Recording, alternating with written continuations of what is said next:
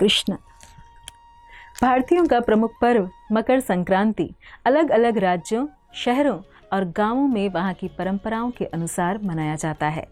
इसी दिन से अलग अलग राज्यों में गंगा नदी के किनारे माघ मेला या गंगा स्नान का आयोजन किया जाता है।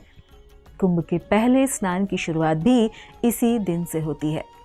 व गौड़ीय वैष्णवों के लिए भी यह दिन इसलिए अत्यंत महत्वपूर्ण है क्योंकि हम सभी को भव सागर से पार कराने के लिए अवतरित हुए दया की सागर श्री चैतन्य महाप्रभु ने आज से 509 वर्ष पूर्व सन 1510 में श्रील केशव भारती द्वारा कटवा नामक स्थान पर संन्यास ग्रहण किया था। वैसे तो भगवान श्री चैतन्य हर तरह से स्वतंत्र हैं, परंतु शास्त्रों की मर्यादाओं का सम्मान करने हेतु उन्होंने श्रील केशव भारती से संन्यास लिया। संन्यास ग्रहण करने से पहले ही महाप्रभु ने अपने कुछ अंतरंग पार्षदों को इसकी जानकारी दे दी थी।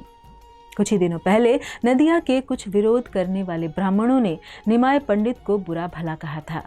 निमाय ने सोचा, मैं तो यहाँ पतितों का उद्धार करने आया हूँ, और यदि ये लोग मेरे प्रति इसी तरह अपराध करते रहे तो इनका उद्धार कैसे होगा। ये लोग तो मुझे बालक या अपना सहपाठी, संबंधी, गृहस्थ आदि समझकर कभी भी मेरी शरण ग्रहण नहीं करेंगे। और फिर एक दिन सब चाहने वाले प्रतिदिन की तरह फल फूल इत्यादि लेकर निमाय से मिलने आए और चले गए। सभी को निमाय ने एक ही उपदेश दिया कि सदैव कृष्ण का नाम लो और किसी भी परिस्थिति में उनका नाम लेना न भूलो। कुछ भी कार्य करते रहो, खाना, सोना, जागना, लेकिन दिन रात हर समय कृष्ण नाम लो। यदि आप लोग वास्तव में मुझसे प्रेम करते हो तो कृष्ण के नाम जप को भूलकर कोई कार्य मत करो। कृष्ण ही पिता हैं और सभी उनसे ही आए हैं, इसलिए अच्छे पुत्र बनकर उन्हें प्रसन्न करो। सदैव जपो हरे कृष्णा कृष्ण कृष्ण हरे हरे, हरे राम राम राम हरे हरे। और अंतिम रात्रि माता के साथ प्रेम पूर्वक बातें करते हुए उन्होंने कोलवेच्च श्रीधर द्वारा भेंट किए हुए कद्दू की खीर बनाने का अनुरोध किया। और मध्यरात्रि करीब 3 बजे वे माँ और पत्नी को प्रणाम करके घर से निकल गए। उन्होंने तैरकर गंगा पार की और उन्हीं गीले कपड़ों में कटवा की ओर दौड़ पड़े।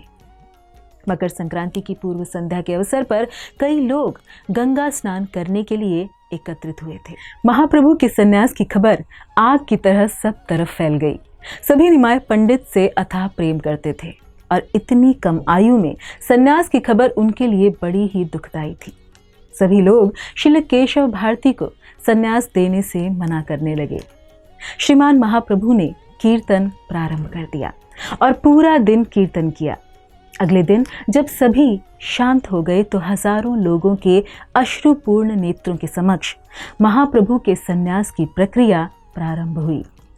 निमाय बड़े ही सौम्य और पुष्ट शरीर के स्वामी थे। उनका शरीर कंचन की भांति गौर वर्ण का था एवं उनके मुखमंडल पर सूर्य के समान आभा झलकती थी।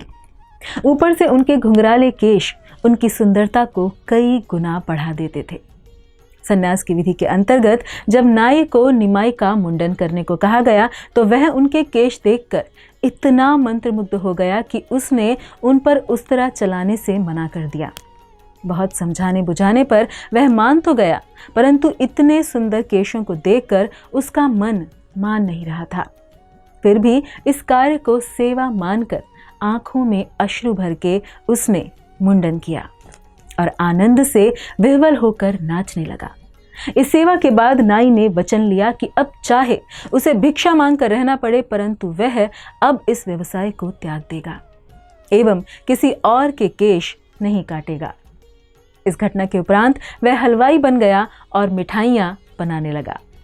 निमाई के केश रहित रूप को देखकर चारों ओर से विलाप ध्वनि आने लगी।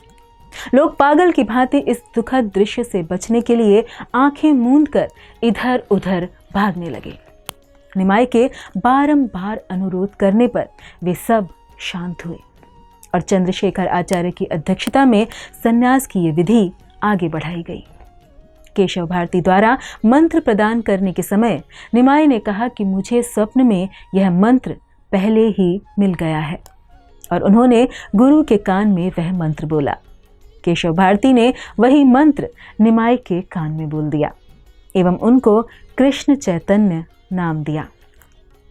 इस नाम का अर्थ बताते हुए उन्होंने कहा, कृष्ण चैतन्य अर्थात संसार के सभी जीवों के हृदय में कृष्ण की चेतना जगाने वाला, सभी को कृष्ण भावना भावित करने वाला।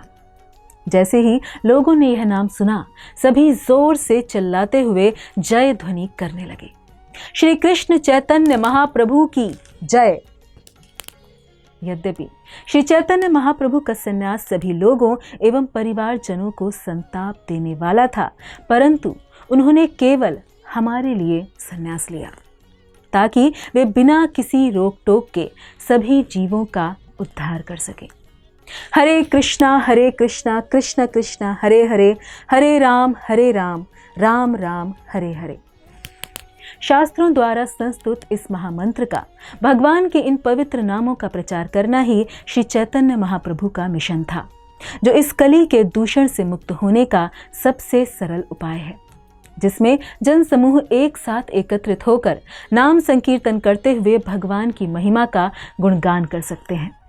तथा यदि भाव विभोर होकर अपराध रहित मानसिकता से ऐसा कीर्तन किया जाता है, तो शास्त्रों द्वारा यह निश्चित किया गया है कि शनह शनह अत्यंत सरलता से उस जीव की आध्यात्मिक प्रगति होती है।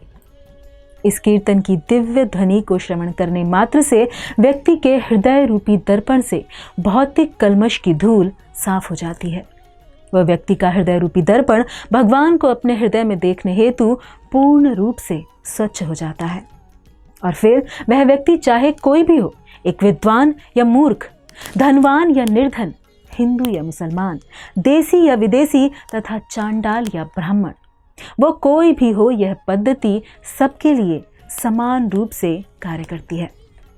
अतः श्री चैतन्य महाप्रभु के सन्यास की इस बेला पर संपूर्ण मानवता के उद्धार के लिए, सृष्टि के कल्याण के लिए और भगवान श्री चैतन्य महाप्रभु के इस आंदोलन को आगे बढ़ाने के लिए विश्व के सभी लोगों को नाम संकीर्तन यज्ञ को मानवता के वैश्विक धर्म के रूप में स्वीकार करना ही चाहिए। हरे कृष्णा कृष्ण कृष्ण हरे हरे, हरे राम राम राम हरे हरे। धन्यवाद। हरे कृष्ण।